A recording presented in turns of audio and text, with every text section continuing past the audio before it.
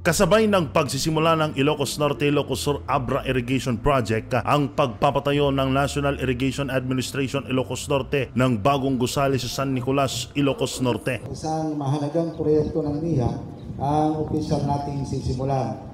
Ito ay ang pagpapatayo ng NIA Ilocos Norte Irrigation Management Office, itong INIMO building. Yung building natin nagsisiksikan, so dapat lang naman na mabuhay. Personal na pinangunahan ni NIA Administrator Guillen ang pagsisimula nito na nagkakahalaga ng 200 milyong piso. Ang INIMO building ay may 4 na palapag at may kabuuang lawak na mahigit 4,200 metriko kwadrado. Kompleto sa gamit at pasilidad ang naturang gusali gaya ng mga conference room at tanggapan para naman sa mga bisita at mga kliyente. Nagpasalamat naman ang mga kawani ng NIA INIMO dahil malaking problema ang espasyo sa lumang opisina. Ang ilan sa mga engineer dito ay wala ring sariling lamesa. Maraming salamat po, sir, sa itong proyekto na ito na magbabago ng mukha ng opisina ng Ilocos Norte.